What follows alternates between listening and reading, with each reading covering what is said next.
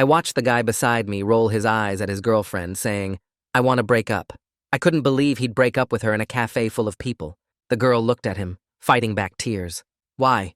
I did everything you asked me to," she asked, trembling. "That's the problem," he sighed. "You're too much of a good girl. No guy would ever be interested in that."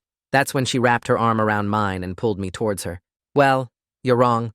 My new boyfriend likes me this way," she lied, glancing at me nervously with a pleading expression. I knew exactly where this was going, and to humiliate a bad guy? Why not? I smiled and got up, twirling her around into my arms. "It's time for you to go, buddy," I told him. The guy's face went red, looking back to call her lame just before he walked out. We both stood there in silence for a moment. "Well, I'm glad that worked out for you," I smiled, closing my laptop to leave. The girl, Marinette, shook her head and yelled, "Wait! 2 weeks, please play along. I want him to get jealous. I'll even pay you." She rummaged through her bag and pulled out a crumpled $20 bill. I laughed and agreed. It was just 2 weeks, right? Marinette and I exchanged numbers, and in the morning, she sent me a detailed game plan on how to make her ex come crawling back. We needed to be seen together at all the places her ex loved. Gym, bar, even the coffee shop where he'd broken up with her. "And we have to make it believable," she reminded me. That was easy for me. But for her? She struggled through our first official fake date, awkwardly spouting romantic lines out loud from the Akotar books that she loved so much. "Every piece of my heart belongs to you," she quoted loudly, hoping her ex would hear. I burst out laughing. "That's cute and all, but that's not going to make him jealous," I told her, before sliding my arms over her shoulders and pulling her close. "First thing you gotta do is post romantic pics together. Put a cute caption like New Beginnings." Her face lit up at my idea. She pulled out her phone and officially soft-launched our relationship. Sure enough, her ex commented with angry emojis. Marinette grinned, pointing her phone towards me. "Look, it's working!" she squealed excitedly. The next few dates went by more smoothly. She dropped the forced book lines and started talking to me like an actual date. But by the second week, something changed. Marinette started texting me outside of our scheduled meetups. She started calling me late into the night, chatting about random memes. She showed up to places where her ex never would have gone, just because she thought I'd like it. And honestly, I started getting scared and protective. I started thinking, what if we just continued dating like this forever? And I wasn't the only one who felt that way. A few days ago, Marinette invited me to the park and said something that made my heart race and chest tighten at the same time. I stopped thinking about my ex and started thinking about you. "I was just a boring good girl that no one wanted, but you made me feel like I was someone special," she said, her ears turning bright pink. I wanted to tell her so badly that I felt the same way, but just before I could, her ex-boyfriend walked over with flowers. "Marinette, I was wrong. About everything," he said, launching into a speech about how he finally saw her clearly and wanted another chance. Marinette opened her mouth to speak, but I couldn't bear it. I pulled her to the side and looked her straight in the eyes. "Marinette, this entire thing between us was meant to be just pretend, but it stopped feeling that way for me since our first date. Please," I begged her, "don't say yes to him." She looked at me like I'd physically hurt her. I wanted him so badly. This entire thing, our dates, it was all just to get him back and make him jealous, but now I don't know. Marinette stood between us with tears streaming down her face. She looked at me and saw 2 weeks of real connection. She looked at him and remembered just how desperate she felt trying to win him back. "Please, Marinette, I love you," his ex announced in a soft voice that twisted my stomach into knots. I pressed my lips together and made the decision for her. I patted her shoulder, placed a kiss on her cheek, and walked off. "Wait," she called out with a determined look on her face. I turned around and my feet felt like they'd stuck to the grass. She stood there with her hands pressed together in front of her chest, and her ex shifted his weight from one foot to the other while holding those stupid flowers. The sun hit my eyes at a weird angle, and I had to squint to see her face clearly. She took this big breath that made her shoulders rise and fall, and I could see her trying to figure out what words to say next. Her ex made this annoyed sound in his throat and tightened his grip on the flower stems until I thought they might snap. I stood there frozen, my heart beating so hard I could feel it in my ears, waiting for her to pick one of us, or maybe tell us both to leave. The afternoon felt too warm and too bright, and everything seemed to be moving in that slow way where you notice every single detail. She opened her mouth and then closed it again, looking between me and him like she was trying to solve some impossible math problem. Her hands were shaking a little bit, and I wanted to walk back over and take them in mine, but I stayed put, because this had to be her choice. The park around us kept going like normal with people walking their dogs and kids playing on the swings. But our little triangle felt like it existed in its own separate world. She finally spoke, and her voice came out stronger than I expected, telling her ex that he needed to go for now because she had to talk to me first. His face went red, and he started to argue, saying something about how he'd been waiting and he deserved an answer right away.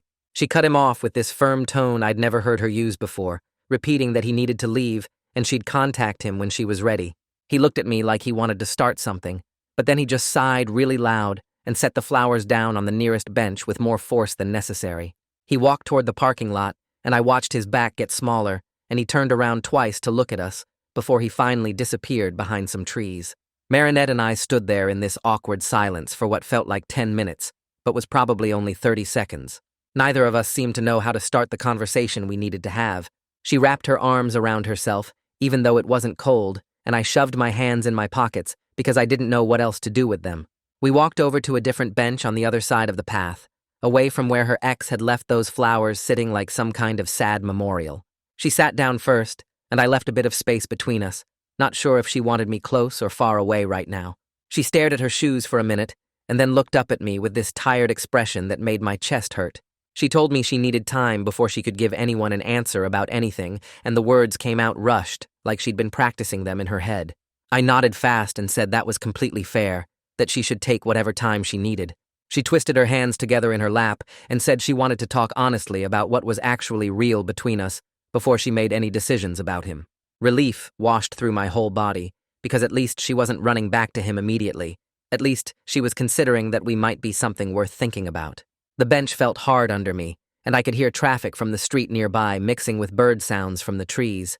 She asked me if I really meant what I said about my feelings not being pretend anymore, and I told her yes, without hesitating, that somewhere around our third or fourth meetup, everything shifted for me. She nodded slowly and admitted the same thing happened to her, that she'd started looking forward to my texts more than checking if her ex noticed her posts. We sat there comparing notes on when the fake started feeling real, and it turned out we'd both been catching feelings at almost the exact same time without telling each other.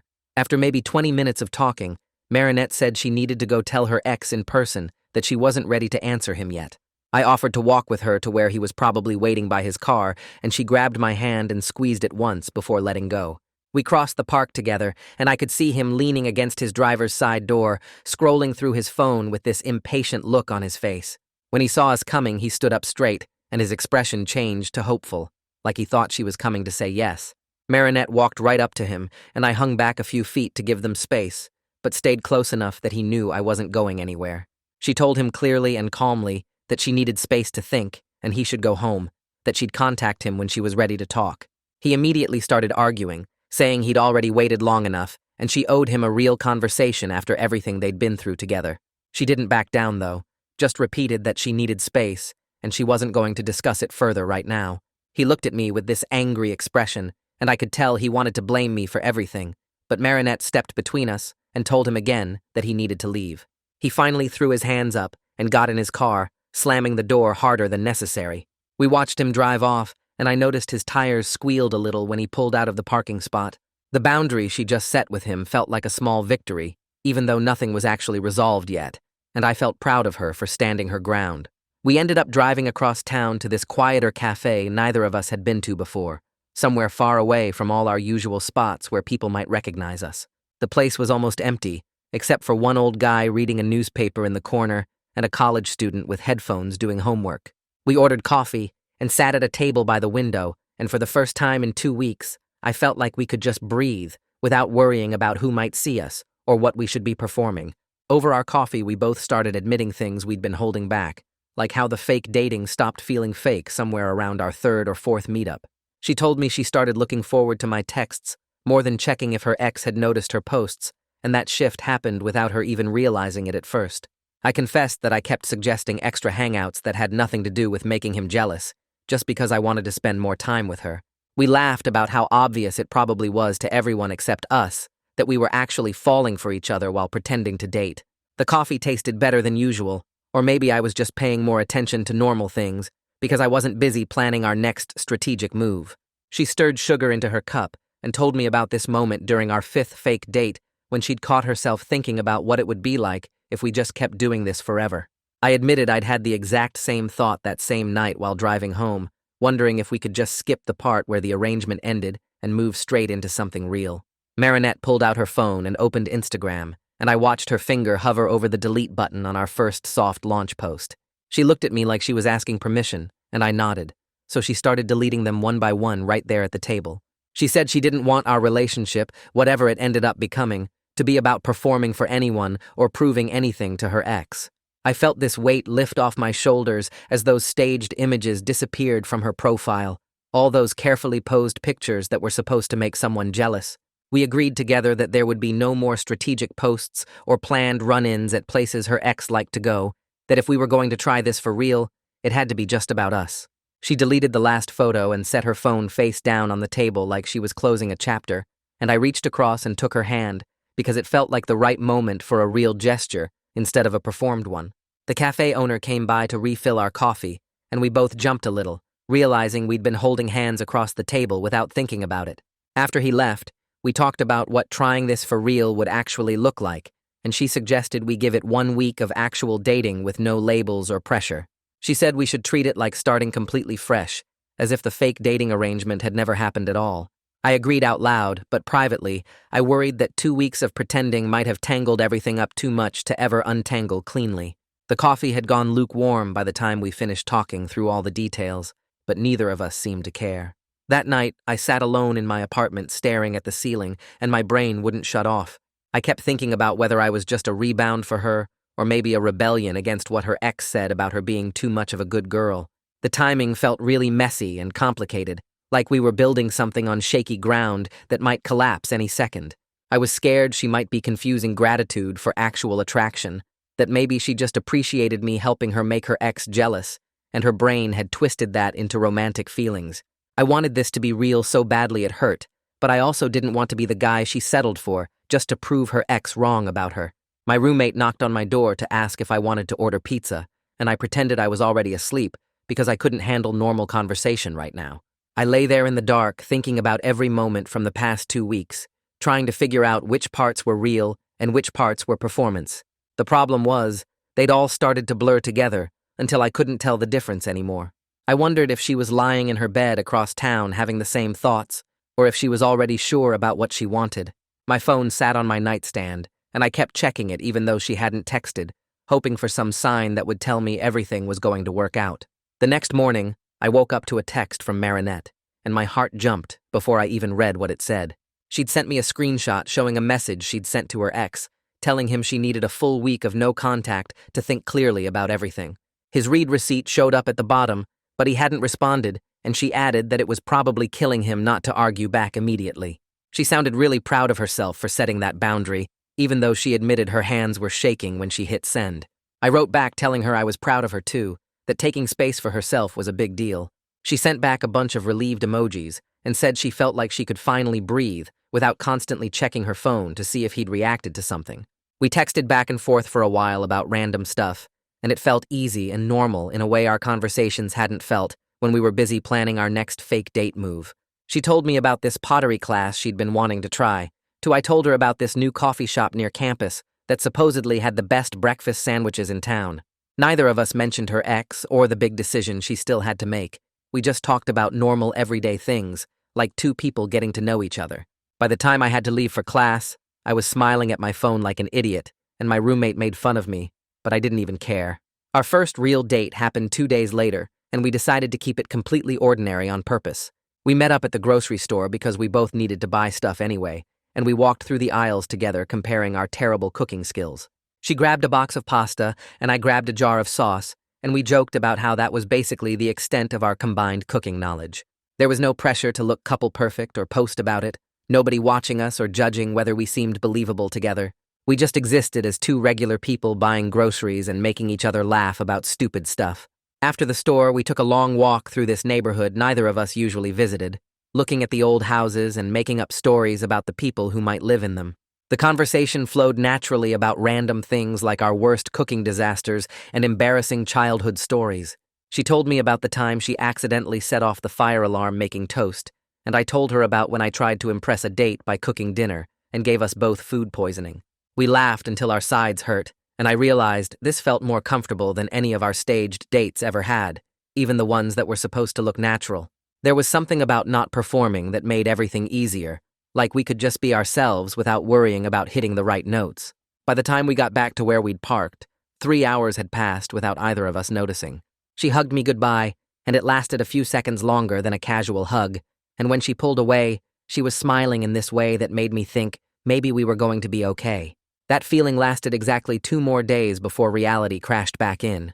By day 3, my phone wouldn't stop buzzing with messages from people I barely talked to, asking what was going on with me and Marinette. Someone from our chemistry class wanted to know if we were official, or if this was still about making her ex jealous. A guy from the gym asked if I was serious about her or just messing around. 3 different mutual friends sent nearly identical texts, asking if we broke up, because they noticed we stopped posting photos together. The questions felt like people watching us through a window, and I realized our fake relationship had turned into campus entertainment that everyone felt entitled to comment on. I texted Marinette asking if she was getting the same treatment, and she sent back a screenshot of her own messages, showing basically the same invasive questions. She wrote that it was overwhelming, and she didn't know how to respond to anyone without either lying or explaining the whole complicated situation. We decided to meet up that afternoon at the quiet cafe to figure out what to do about the attention. Marinette pulled out her phone and opened Instagram, showing me all the photos from our fake dating phase still sitting on her profile. The captions about new beginnings and the staged couple poses looked weird now that we were actually trying to date for real. She suggested we archive them all to make them invisible without fully deleting the evidence that they existed.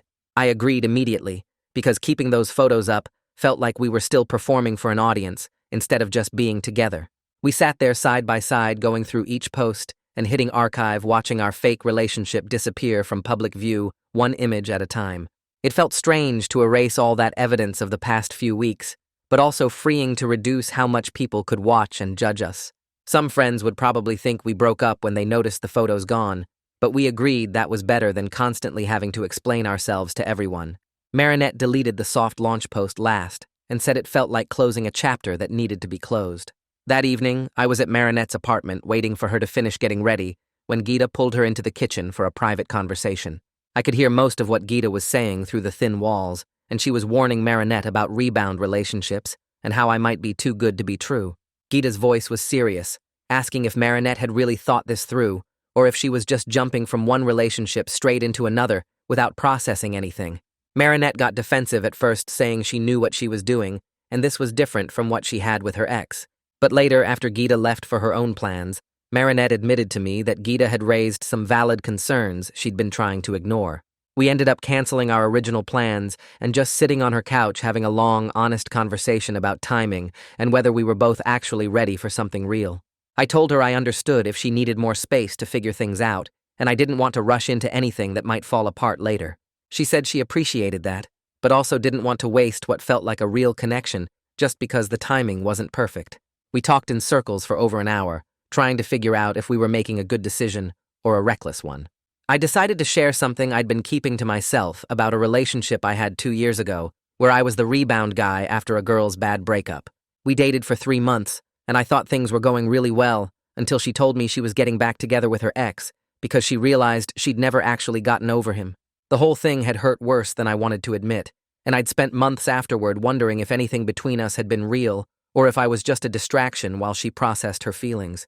Telling Marinette that story made me feel exposed and vulnerable in a way I usually avoided. She listened carefully without interrupting, and when I finished, she thanked me for being honest about something that was clearly still painful. She promised she wasn't using me as a placeholder or a way to avoid dealing with her feelings about her ex. But she also admitted she was still sorting through everything and couldn't promise she had it all figured out yet. Her honesty made me trust her more, even though it would have been easier to hear that she was completely sure about us. 2 days later, Marinette's phone buzzed during lunch, and her face went pale when she looked at the screen. Her ex had sent a long email that she showed me with shaking hands. The message didn't demand anything or try to manipulate her into responding, but instead apologized for how he'd treated her throughout their relationship and said he understood if she needed space. He wrote that he'd been doing a lot of thinking about his behavior and realized he'd taken her for granted and made her feel like she had to change herself to be worth loving. The tone was surprisingly mature and made me feel guilty for assuming he would keep being a jerk forever. Marinette read through it twice, biting her lower lip, and I could tell the words were affecting her, even though she was trying not to show it. She asked what I thought she should do, and I had to push down the jealous part of me that wanted her to ignore him completely. We talked through different options for how to respond, and eventually decided she should send a brief message acknowledging she'd received his email, but reinforcing the no-contact boundary for the full week she'd originally asked for. I helped her draft something that was polite but firm, saying she appreciated his apology, but still needed time and space to think clearly. She typed it out and read it back to me 3 times, making small changes before finally hitting send without overthinking it more. The fact that she included me in the whole decision, instead of handling it privately, made me feel like a real partner rather than someone she was keeping separate from that part of her life. Her phone showed the message as delivered, and we both stared at it for a second before she locked the screen and suggested we get out of her apartment for a while. We ended up at the gym together, which was the same place her ex used to drag her to all the time during their relationship. But this time we just worked out normally without watching to see if anyone was looking at us or trying to perform being a couple. Marinette admitted halfway through that she'd always hated this gym, but pretended to love it because her ex was so into fitness and she wanted to share his interests.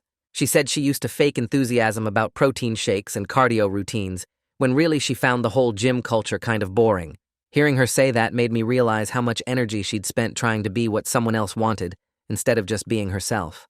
We left without posting a single photo or checking to see if any mutual friends had spotted us there, and that felt like genuine progress.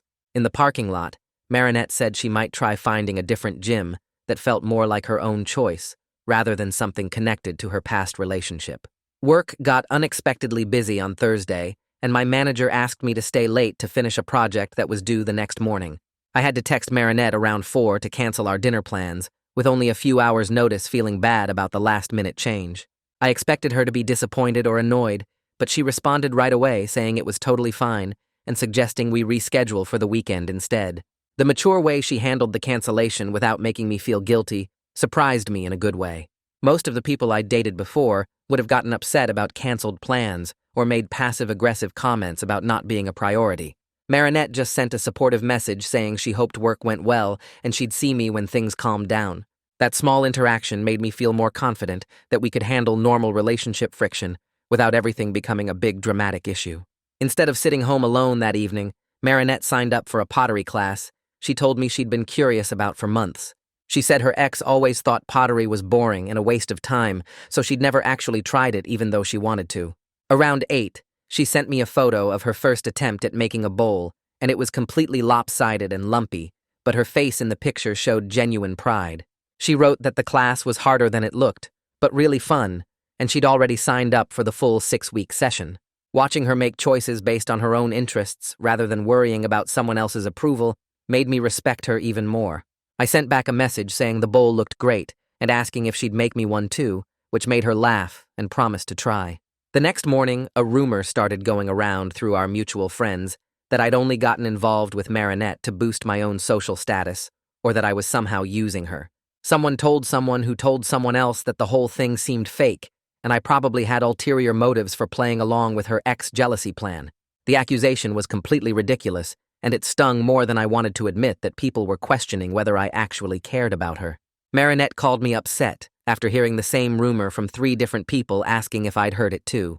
We talked for a while about how frustrated we both were that people felt entitled to speculate about our relationship and make up stories about our motives. I realized the fake dating setup had created suspicions that wouldn't disappear overnight just because we decided to make things real. People had watched us perform a relationship for their entertainment, and now they didn't know how to stop treating us like a show they could comment on.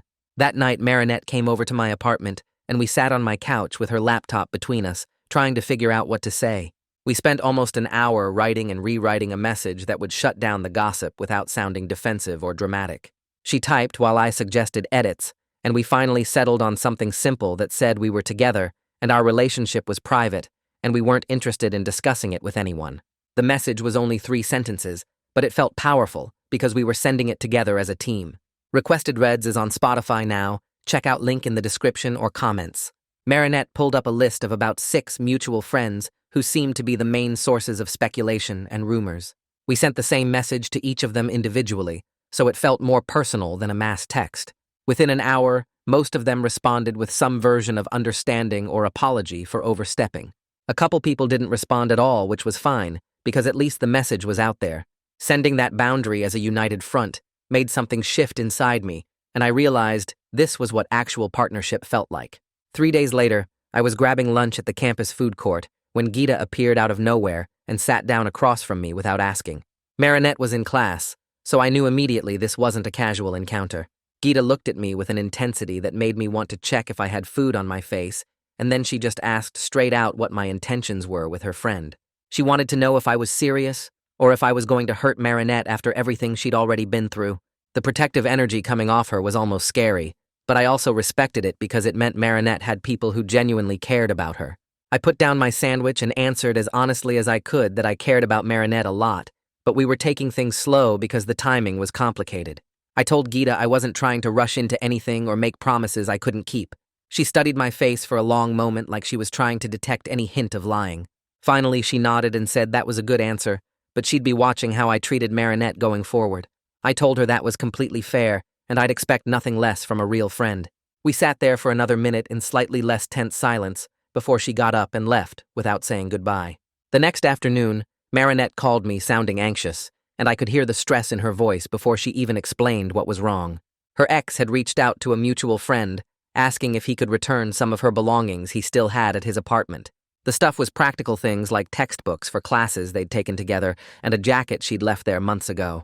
On the surface, the request seemed totally reasonable and mature, but the timing felt strategic, like he was manufacturing an excuse to see her. Marinette said she needed those textbooks back before finals, but the thought of seeing him again made her stomach hurt. She asked if I thought she was being paranoid about his motives, and I told her honestly that I didn't know, but her feelings were valid either way. We talked through different options for how to handle the exchange. She could ask him to mail the items, but that seemed impractical for textbooks. She could send a friend to pick them up, but that felt cowardly and weird. I could hear her breathing get faster as she worked through the scenarios. I interrupted her spiral and said I'd go with her to pick up the stuff if she wanted. I made it clear I'd stay in the background and let her handle the actual conversation with her ex. My role would just be to be there for support, not to stake any claim or start drama. Marinette went quiet for a second and then said yes, she'd really appreciate that.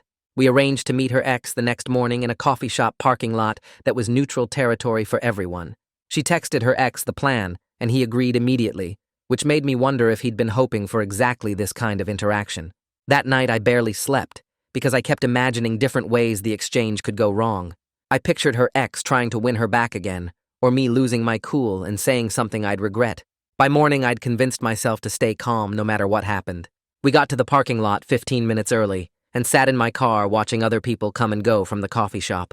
Marinette's knee bounced nervously, and she kept checking her phone, even though we'd already confirmed the time. When her ex's car pulled in, I felt my chest tighten, but I forced myself to breathe normally. He parked a few spots away and got out holding a reusable shopping bag that presumably had her stuff. I stayed by my car like I'd promised while Marinette walked over to meet him near his trunk.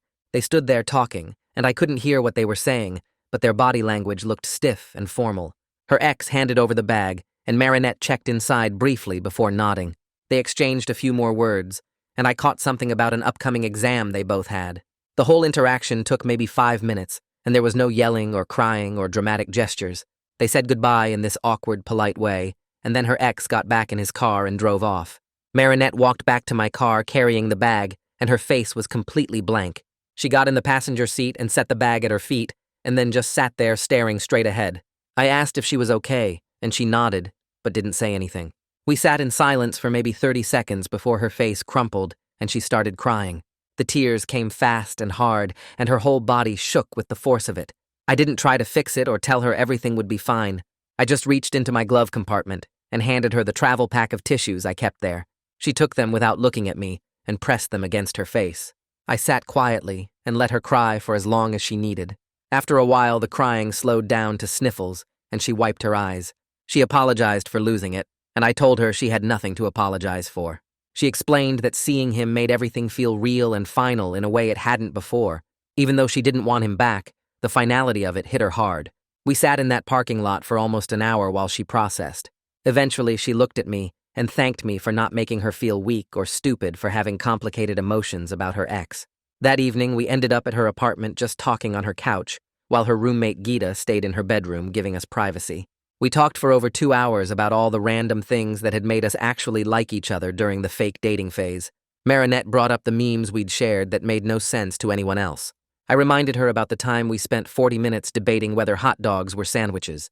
She laughed and said she'd loved how we could have completely pointless conversations about nothing important. I told her about how comfortable the silences had been when we were just sitting together, not feeling pressure to entertain each other.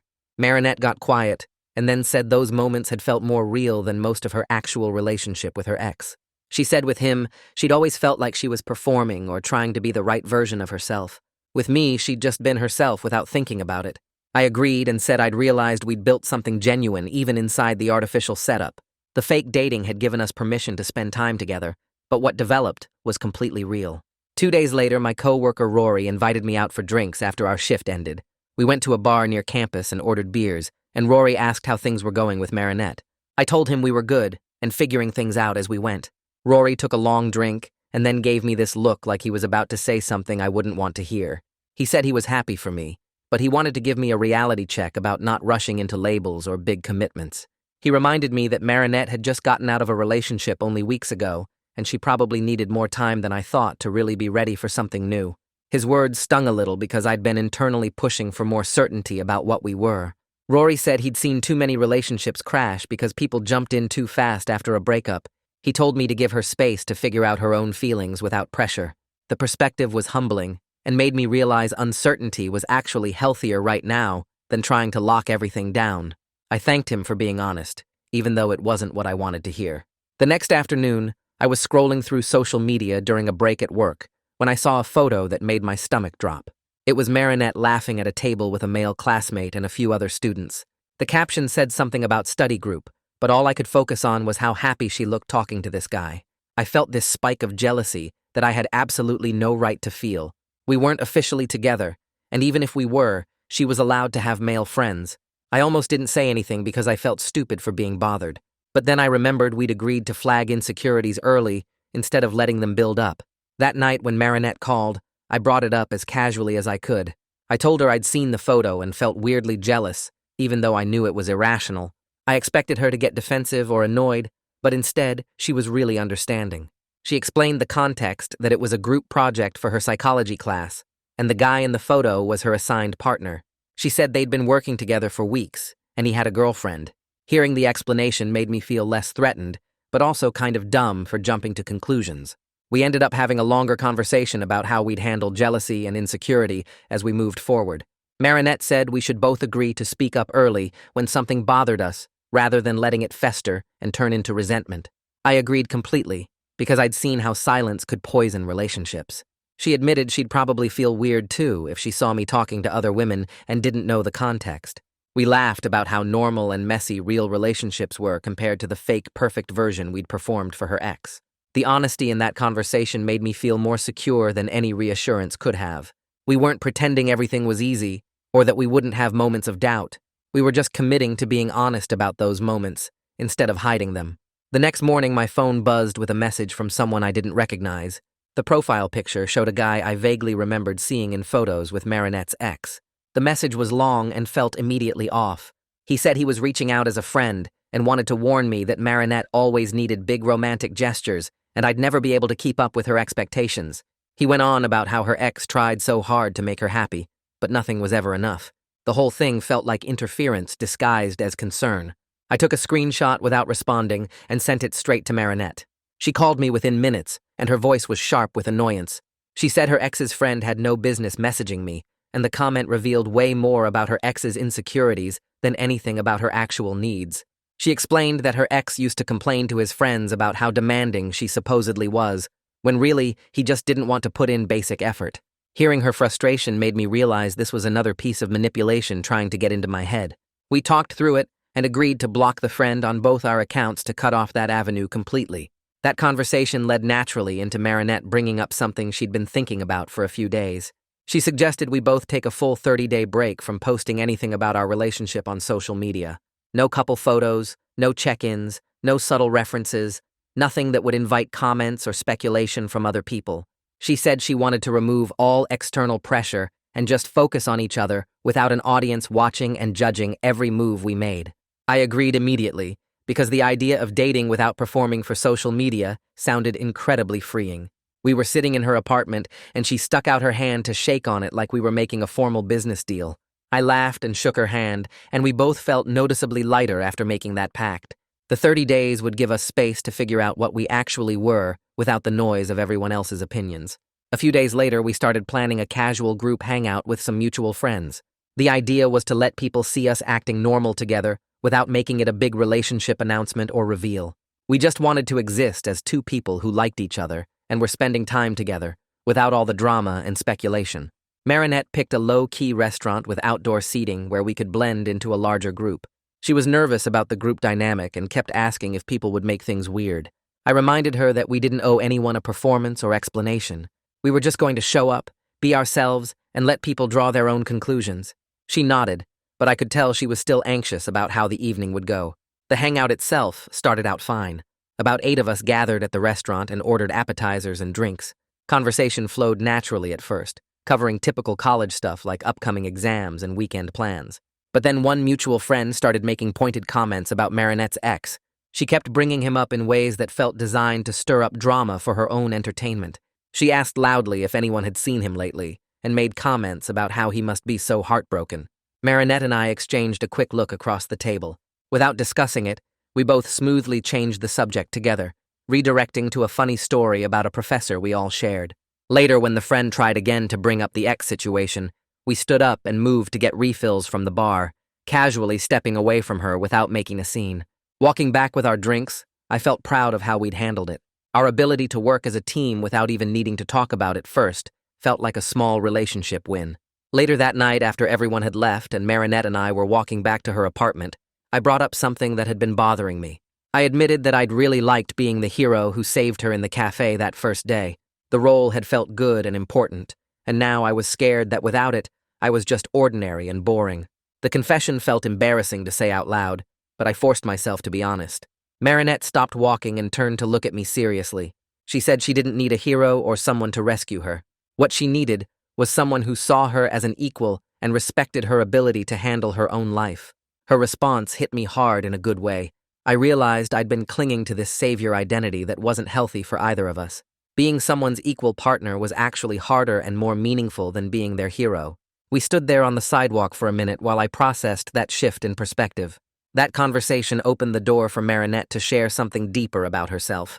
She told me her people-pleasing patterns had started way before her ex came into the picture. She traced it back to always trying to make her parents proud and keep her friends happy, constantly putting other people's needs ahead of her own. She said her ex had just recognized and exploited something that was already there. Now she was working on catching herself when she abandoned her own needs to please someone else. She gave specific examples like agreeing to activities she hated or changing her opinions to match whoever she was with. Hearing her talk so openly about her struggles made me feel honored that she trusted me with that level of honesty. I told her I noticed she'd been getting better at stating what she actually wanted, instead of just going along with my suggestions. She smiled and said she was trying. Building on that conversation, we decided to establish a weekly check-in routine. Every Sunday evening, we would specifically ask each other if anything was bothering us or if there were any small issues we needed to address. The idea came from an article Marinette had read about healthy communication in relationships. She pulled it up on her phone and showed me the section about creating structured space for honesty before little problems became big resentments. Even though it felt a bit formal and awkward at first, we both appreciated having a designated time to clear the air. Our first official check in that Sunday covered pretty small stuff. I mentioned feeling like we hadn't been splitting restaurant bills fairly, and Marinette brought up wanting more advance notice when I had to cancel plans. Nothing major, but practicing the format felt important. We agreed to keep doing it every week. A few days later, we were at the original cafe where her ex had broken up with her all those weeks ago. We hadn't planned to go there, but we were in the area and both wanted coffee. The moment we walked in, I spotted her ex sitting at a table near the window with one of his friends. My stomach dropped hard and fast. He looked up and saw us at exactly the same moment. There was this long, awkward pause where all 4 of us just froze. The cafe noise continued around us, but it felt like everything had stopped. Marinette grabbed my hand instinctively, and I squeezed back, both of us trying to stay calm and act normal. We ordered our drinks at the counter and found a table on the opposite side of the room. I kept my back to where her ex was sitting, but I could feel the weight of the situation pressing down on both of us. I was hoping we could just drink our coffee and leave without any interaction, but a few minutes later, her ex stood up and walked over to our table. My whole body tensed up preparing for confrontation or drama, but when he started talking, his tone was calm and respectful. He apologized to both of us for any drama he'd caused over the past few weeks. He said he'd been doing a lot of thinking about how he'd handled things, and he knew he'd messed up badly. There was no begging or grand romantic gesture, just a simple acknowledgement that he'd treated Marinette poorly, and he regretted it. He said he respected whatever decision she'd made, and he genuinely wished us both well. Then he went back to his friend's table without waiting for a response. Marinette and I sat there completely stunned by how mature and straightforward the interaction had been. After her ex left with his friend a few minutes later, Marinette and I just sat in silence for a full minute, processing what had just happened. Then we started talking through our reactions to make sure we were both okay. I admitted I'd been bracing for him to make a scene or try to guilt trip her. Marinette said she'd expected the same thing and was surprised by his calm approach. We agreed not to make the encounter bigger than it actually was. We weren't going to celebrate like we'd won some competition, but we also weren't going to spiral into worry about what it meant. The encounter had been uncomfortable, but we'd survived it. Her ex's respect for boundaries and his ability to apologize without strings attached was actually kind of reassuring. It felt like maybe he was genuinely moving on too. We finished our coffee and left the cafe holding hands, both feeling like we'd cleared some kind of hurdle we didn't know we needed to clear. The next morning at work, I couldn't stop smiling while restocking shelves, and Rory noticed immediately. He walked over during our break and asked if Marinette and I were official now, grinning like he already knew the answer. I was tempted to say yes just to have something clear and simple to tell him. Instead, I admitted we were taking things slow and not worrying about labels yet, which actually felt more honest than any definite answer would have been. Rory nodded approvingly and said rushing to define things is how most college relationships crash and burn before they even get started. His perspective made me feel better about the uncertainty. That Friday afternoon, Marinette texted me saying she had to cancel our weekend plans because of a family thing she completely forgot about. My stomach dropped, and my first reaction was hurt, mixed with suspicion that maybe she was having second thoughts about us. I caught myself starting to spiral into worst-case scenarios and had to consciously remind myself she'd been reliable every single other time. When we talked later that evening, I admitted the last-minute cancellation had triggered some insecurity in me. Marinette listened without getting defensive, and we discussed how we could both try to give more advance notice when schedules change. The conversation over the phone turned into a longer repair talk, where Marinette used this reflective listening thing she learned in her psychology class. She repeated back what she heard me say before responding to make sure she understood correctly. It felt kind of awkward and formal at first, but it actually worked to make me feel heard. We agreed she'd work on giving me more heads up about schedule changes, and I'd work on not immediately jumping to the worst possible explanation. A few nights later, we took a quiet walk through campus when hardly anyone else was around. Marinette reached for my hand without seeming to think about it, and we both noticed at the same time how completely natural the gesture felt. We stopped under a streetlight and just looked at each other for a long moment. The intimacy felt earned, rather than staged or performed for anyone. No one was watching us, and no one would ever know about this specific moment except the two of us, which somehow made it more meaningful than any of our fake dates had been. The next afternoon, her ex sent Marinette a message, asking if he could have one final conversation with her in person for closure. He promised he wouldn't try to change her mind about anything or cause drama. Marinette showed me the message with anxious energy radiating off her, saying she felt like she owed him that conversation after their history together. I felt fear spike through my chest, but I knew I couldn't and shouldn't try to control whether she talked to him. We spent an hour talking through the logistics of how the meeting would happen. We agreed she'd meet him during the day in a public park where other people would be around. I wouldn't be there because my presence would completely change the dynamic and make it about me instead of giving them real closure. Marinette appreciated that I trusted her to handle the situation alone and promised to text me the moment it was over. Setting up clear boundaries around the meeting actually helped me feel less anxious about it happening. The closure conversation took place the next afternoon while I tried to focus on homework and failed completely. Marinette texted me when it was done and called 20 minutes later. Her ex had told her he was genuinely sorry for taking her for granted, and he understood why she'd moved on. He didn't ask her to take him back or make any dramatic declarations, just expressed regret and wished her happiness. Marinette had told him clearly that she wasn't interested in getting back together, and she was moving forward with her life. When she called me right after, she sounded emotionally exhausted but relieved the conversation was finally done. She specifically thanked me for not inserting myself into the situation or demanding to be there, saying my trust had meant everything to her. The fact that she came back to me after that conversation feeling more certain about us made me feel secure in a way I hadn't felt before. That evening, we met up and had the actual "what are we" conversation we'd been avoiding. We decided we were exclusively dating and moving at our own pace without broadcasting it publicly or making a big announcement.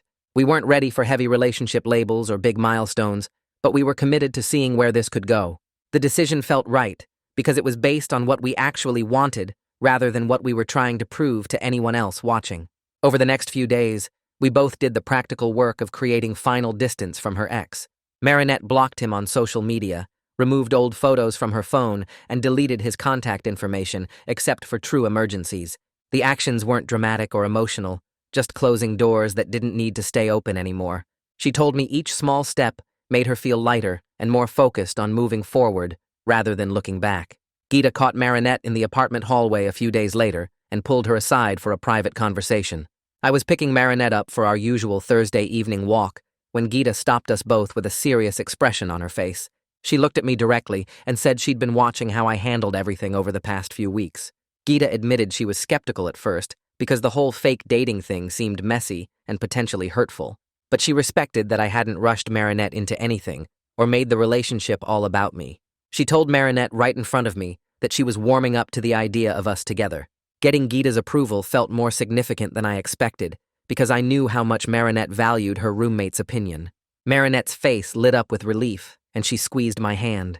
The three of us stood there awkwardly for a moment before Gita smiled and went back into the apartment. Marinette and I walked to the park in comfortable silence, both processing what just happened. Over the next couple weeks, Marinette and I started building small routines that felt sustainable rather than exciting. Every Sunday morning, we met at the quiet cafe across town, the one her ex never knew about. We'd order the same drinks and sit at the same corner table by the plants. During the week, we took evening walks through the park, where we'd had our first honest conversation about real feelings. The path became familiar, and we started recognizing other regular walkers. Marinette created a shared music playlist that we both added songs to throughout the week. Sometimes I'd hear a song she added and text her about it immediately. These rituals didn't feel performative or staged like our fake dates had. They just felt real and easy. I realized somewhere during our third Sunday morning coffee that I was building an actual relationship rather than chasing a feeling or trying to prove something. The routines grounded us in something steady instead of dramatic. One evening during our walk, Marinette brought up money in a way that made her visibly uncomfortable. She'd been noticing that I picked up most of our bills for coffee, meals, and activities. Marinette said the imbalance bothered her because she didn't want me to feel like I had to pay for everything or for her to feel like she owed me. I appreciated her honesty even though talking about money felt awkward. We sat on a park bench and worked out a practical plan to alternate paying or split things more evenly going forward. The discussion actually made me feel closer to her rather than weird about it. Talking about money without tension or resentment felt like a sign we were building a real partnership. Marinette seemed relieved after we figured out the plan. We both agreed that being able to discuss practical stuff like expenses meant we were treating this like a real relationship with real considerations. The following week, Marinette invited me to meet a few of her friends at a casual lunch spot near campus. I could tell she was nervous about the meeting because she kept checking her phone and adjusting her hair. 3 of her friends showed up, and they were friendly, but clearly protective of Marinette. They asked subtle questions about my major, my plans after graduation, and how Marinette and I met. I understood they were looking out for her after everything with her ex. I tried to be genuine and answer honestly, rather than trying too hard to impress them. By the end of lunch, the atmosphere relaxed considerably. One friend even joked that I was way better than the last guy, which made Marinette kick her under the table. Walking back to campus afterward, Marinette thanked me for being patient with her friend's questioning. She said it meant a lot that I understood why they were protective. A few days later, Marinette's phone buzzed during our Sunday coffee, and her face went pale when she looked at the screen. Her ex had sent a message to both of us, saying he appreciated the closure conversation from weeks ago. The message was brief and respectful, saying he wouldn't be reaching out again and wished us both well. There was no manipulation or hidden agenda in his words. Marinette showed me her phone with shaky hands, and we read the message together twice. I felt the last thread of tension from that entire situation finally release from my shoulders. Marinette replied with a simple acknowledgement, and then blocked his number completely. We sat there for a moment, letting the finality sink in. That chapter was actually closed now. The next afternoon, Marinette suggested we go back to the original cafe where her ex had broken up with her and where I'd first pretended to be her boyfriend. I was surprised by the suggestion, but she said she wanted to reclaim that space with better memories. We walked in together and deliberately chose a different table by the window instead of where the breakup happened. The cafe felt completely different sitting in the bright sunlight rather than in the middle of the room. We spent 2 hours there just talking and laughing like it was any other cafe. Marinette ordered a different drink than she used to get with her ex. By the time we left, the symbolic return felt empowering rather than painful. She said the cafe didn't hold the same weight anymore. During our weekly check-in that Friday evening, we asked each other a question we'd been avoiding. Marinette wanted to know if anything still felt pretend or performative about our relationship. I admitted I sometimes worried she'd get bored now that there was no drama or excitement. Marinette confessed she worried I'd realize I liked the excitement of the fake dating more than I actually liked her as a person. Voicing these fears out loud somehow made them feel smaller and more manageable. We both laughed at how similar our insecurities were. I told her I genuinely enjoyed the quiet routine we'd built together. She said she felt more secure in our relationship than she ever had with her ex. The honest conversation cleared the air between us. We decided right then to set a near-term boundary about our relationship. Neither of us would make any big declarations or public relationship posts for at least another month. We wanted to keep building our foundation privately without external pressure or validation. The restraint felt mature rather than restrictive, like we were protecting something valuable. Both of us felt secure enough in what we were building that we didn't need to broadcast it to everyone. Marinette deleted the Instagram app from her phone entirely for a while. I stopped checking who viewed my stories. The next few weeks unfolded in a series of small, normal moments that made our relationship feel real and sustainable. We went grocery shopping together and argued playfully about which brand of pasta to buy. We studied side by side in the library in comfortable silence, occasionally sliding snacks across the table to each other. We developed inside jokes that no one else would understand, usually about random things we noticed during our walks. When Marinette had a bad day with a difficult professor, I didn't try to fix everything or offer solutions. I just listened and brought her favorite takeout. When I stressed about an upcoming exam, she helped me make flashcards without making me feel stupid for being anxious. The ordinariness of these moments was exactly what made everything feel real. I caught myself feeling genuinely happy rather than anxiously waiting for something to go wrong. There was no performance or strategy, just two people choosing to spend time together. 6 weeks after that moment in the park where her ex had shown up with flowers, Marinette and I were sitting on her apartment couch after dinner. Gita was out for the evening, so we had the place to ourselves. Marinette turned to me with a thoughtful expression and said this was the healthiest relationship she'd ever had. She explained that we kept choosing each other deliberately rather than just falling into comfortable patterns or staying together out of habit. I agreed completely and added that the work of building something real was harder than performing a fake relationship, but infinitely more worthwhile. We both acknowledged that this was still new and would require ongoing effort and communication, but we were committed to showing up for each other honestly, even when it was uncomfortable or required difficult conversations. That quiet commitment felt like the happiest ending I could ask for, not because everything was perfect, but because we were both willing to keep trying. And that's where we'll wrap things up for now. Thanks for spending this little moment with me. It's honestly what makes sharing these stories special. I hope it left you feeling a little warmer inside. Subscribe if you want to come along for the next one.